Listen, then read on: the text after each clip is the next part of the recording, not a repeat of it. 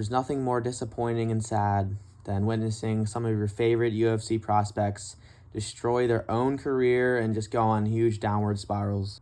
So today I wanted to talk about some of those high potential prospects that never ended up doing great things or living up to expectations in the UFC. First, we got to talk about the prospect who we all thought would do great things in the UFC, Mr. I tore me ACL himself, Darren Till.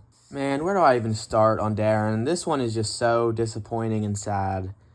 And it's just another sad case of drugs and degeneracy bringing a pro athlete down. It's really important that you get that shit in check before you become a professional athlete, because there's no room for drugs or partying or super unhealthy habits.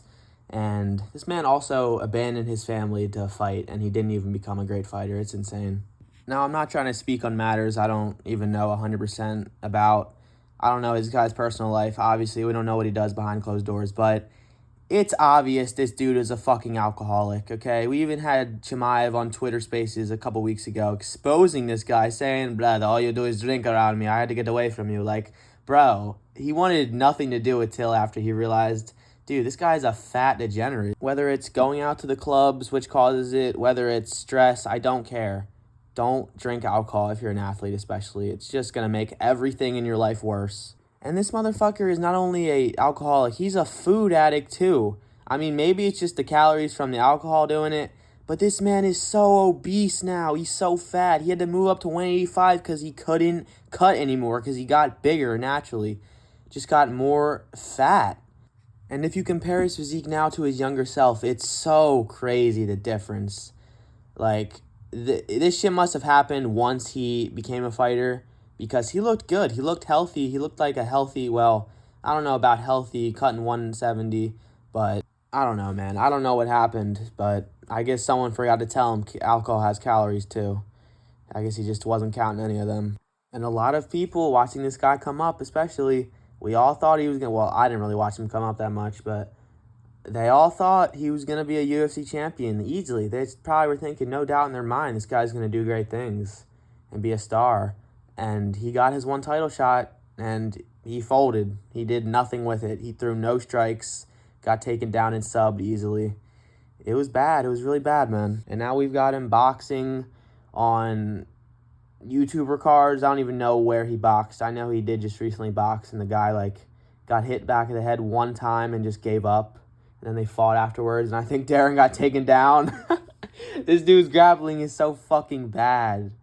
And he trained with Hamzat. How did he not develop some level of better grappling after being with probably the best grappler, at least the strongest, most quickest grappler in the UFC right now? Moving on, next we got to talk about this obvious one. This is an obvious one. Muhammad Mokaev, the recently cut flyweight fighter for the UFC, who let the ego get the best of him. He let his ego get the best of him, and he paid the price for it. Got sent packing right to the B-Leagues. Now, this one's probably the most insane, because this was a young, undefeated prospect who was on a crazy win streak, I think 6 or 7, was finishing people. I mean, say what you want about his striking, but this guy is a clear, very talented grappler, really good scrambles, really quick when he's doing the scrambles, and he just makes a lot of the right decisions while grappling, and he seems to, I mean, no one's been able to out-grapple him in the UFC, and now we never get to see him fight against the champion-level competition, which is just disappointing, and I think he really would have been a problem for Pantoja. If he could out-grapple Pantoja, he probably could have outgassed him and controlled him more towards the end of the fight. It would have been a terrible fight, but I'm not saying this guy's an entertaining fighter, but he could have been pretty dominant in the UFC. You never know. And this one's just it was so surprising, because this is the flyweight division. We can't afford to be cutting undefeated young prospects like this. And he most likely got blacklisted because, I don't know, it seemed like Dana was really mad with him, even if Dana was lying and oh, it wasn't me, it was I mean, maybe it wasn't Dana who made that decision, but he was blaming the fucking matchmakers. I don't know about that, buddy. I really don't.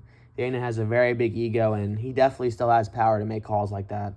And yeah, even if this guy was not the most fun fighter, he still was very high level, I mean, if you're calling Merab exciting and talented and you're dissing this guy and celebrating his cut, then you're an idiot, because this guy is boring, but he's good.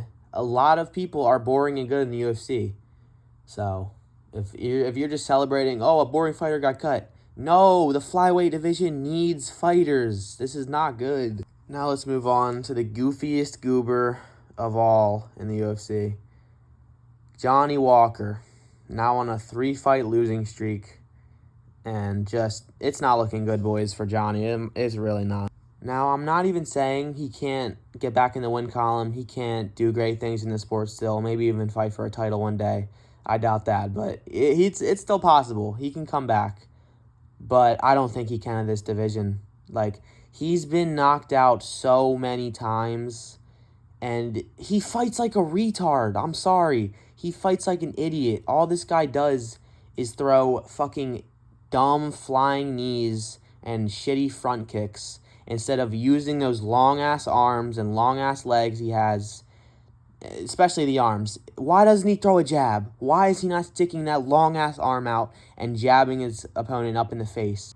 He literally outreaches everybody in the division, I think. His long arms are insane, but he just doesn't use them. He doesn't fight. I don't understand why so many long and lengthy fighters do not use it to their advantage.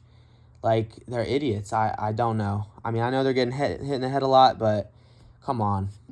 Now, I know I said he should move up to heavyweight, and that seems like a dumb idea, especially talking about all the knockouts he's received. His chin's clearly not that good, and heavyweights hit harder. I get it, but listen, this guy is not going to have success at 205. I think if he loses one more time, he's either going to get fucking cut or retire, or he has to move up to heavyweight. It's his only option. It's a better option than just staying at 205. It's not going well, bro. I know this guy can use that long reach to fucking just jab at these shitty, slow, fat heavyweights who are going to gas in one round of that. I know he can. Bulk a little, even though this guy's already huge. He doesn't need to bulk. He could fight a heavyweight right now and be successful. I guarantee it. He'll outspeed and outrange them easily. And he'll probably just end up getting knocked out again eventually if he makes his way up to the rankings. But yeah, I don't know. I don't know what to do with Johnny other than that. It's so sad because he's a really cool guy, really fun personality. He tries to have a really fun fighting style, and he does when it works. Like, obviously, that clinch fucking elbow KO of Khalil Roundtree is really impressive. But he just doesn't do stuff like that anymore. He just, like, dances with his opponent, and he fights like he has a good chin. He doesn't. All right, moving on. This next one isn't really a prospect, but I just wanted to mention and talk about it because it's funny as fuck. Igor Severino. Now, I know a lot of you just asked, who the fuck is that? In his second UFC fight, just his second UFC fight, he was going against Andre Lima, and I guess he got pissed off that Andre grabbed the cage once or twice, I think, in that fight. I think that's what happened. So he decides to ruin an absolute scrap war of a fight. I remember, I was watching it. This fight was so good. And he decides to bite Lima, leaving teeth marks.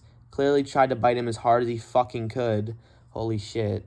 And yeah, instantly gets DQ'd once the ref realized.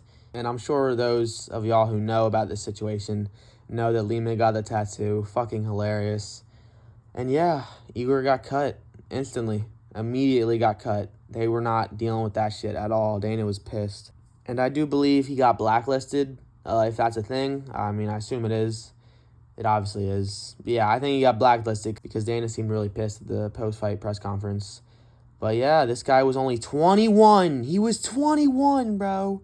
And now he'll never fight for the UFC again, probably. Had his whole career and life ahead of him. And it's just sad to see shit like this happen because of dumb, rash decisions from these young fighters. And he was really good too. I don't think we were calling him a prospect yet, but I mean, do you need to have much experience to be considered a prospect? He looked good. He looked really good. He may have even beat Andre Lima. I think Lima was winning the fight, but it was a really good fight.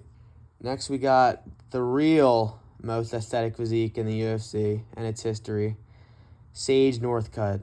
And this guy's situation is so weird because he quite literally did it. It was his choice when he left the UFC. It was completely all on him. And yeah, it's pretty simple. He clearly just wanted slightly more money. I mean, we obviously don't know what the money was, but yeah, it's stated that he left the UFC and joined one championship because they had more incentive for him, gave him a little more money. I don't know how much more, but it was clearly enough to you leave the UFC, the A League, to go to the B League. I mean, obviously nothing wrong with that. There was nothing wrong with Demetrius's decision, but that was unique, okay? Sage should not have done this. This guy was super charismatic, buff as fuck, which just helps with star power, and he was really good. He had a really fun and well-rounded style, and he easily could have been a star. He already kind of was a star in the short career he had, not really doing much, but he was still very well known. And he just never really faced that high level of competition in the UFC. Maybe that's why no one really talks about him now, and he's not really considered one of the biggest what-ifs, but I think he is.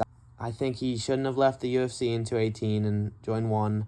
I think he should have stayed and kept fighting. He literally, he was on a 3-fight win streak, I think, and he left. So weird. He had a lot of health complications, I do know that, and he didn't really fight much in one. I think he fought twice in one championship, that's it. And I don't know if he's retired yet or not, but yeah, real unfortunate. He could have been a pretty big star in the UFC if he stayed. And I don't really have any more, so we're going to do an honorable mention because I want to do one more. I know, this guy is not a failed prospect yet. Chill, okay? I know he's not. But Khamzat Chimaev, he kind of ruined his hype train, okay? He really derailed his hype train badly, guys. This guy, people were saying he was going to be the first triple champ, bro. What the fuck were we... I didn't say that, but what were we talking about, okay?